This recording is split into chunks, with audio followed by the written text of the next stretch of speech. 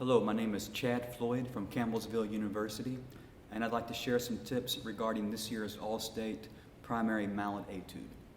The first thing I would like to mention is the fact this piece starts with 4 mallets and then requires the performer to use 2 mallets later on. If you look at measures 19 through 21, you'll see this is when the transition occurs. So for me, I'm placing a music stand with a towel over it, slightly behind me and to the right. And so when I'm done with the 4 mallets, I'm then going to place 2 of the mallets on this music stand, hopefully to where you can't hear the sound of the mallets on the music stand. So you can do something similar to this. You can use a stand or perhaps a table off to the side. I would not recommend placing the mallets on the marimba itself because that's not very stable. There's a very good chance the mallets could then fall over as you're playing the rest of the etude.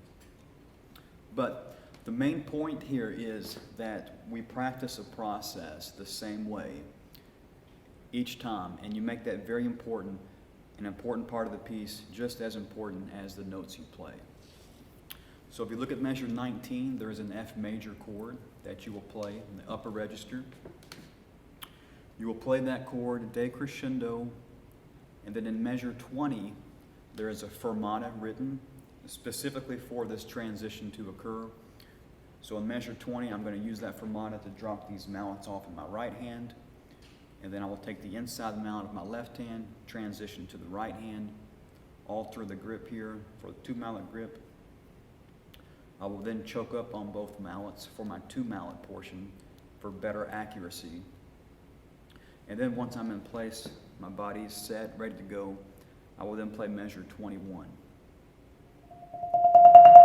The first couple of notes we may not even hear because it's written at 3 Ps. The next tip I would like to offer occurs in measures 12 through 16. And at this point in the solo, the performer is required to play the notes C and F in the right hand, in the high register, while the left hand has the melody, both in the upper register and then later in the lower register. So this can create a bit of a problem if we don't think about where to position the body, because the right hand is performing high notes and the left hand, of course, is down here. So if we're placing our body, for example, in the upper register, it's almost impossible and very awkward to play the left hand notes down here. So we have to think ahead and to know when and where to position the body.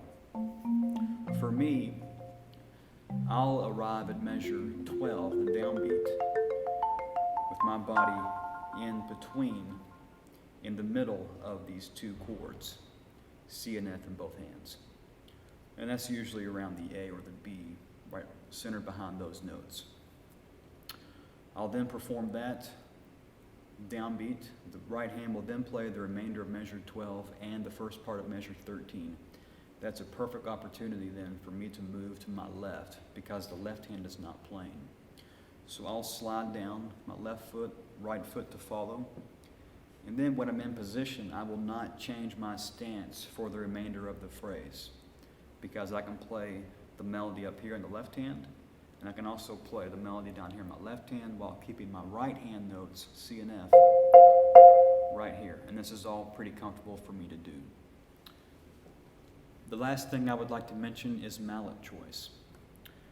Mallet choice is very important because obviously what you have in your hands directly affects the sound you're going to produce. So I recommend looking for a well-made, medium weight marimba mallet. For me, I like the Innovative Percussion IP 2003 James Ancona series. I like the weight of this mallet. I like the fact that it's yarn wrapped.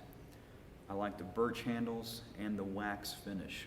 This mallet sounds great in the upper register, also sounds great in the lower register.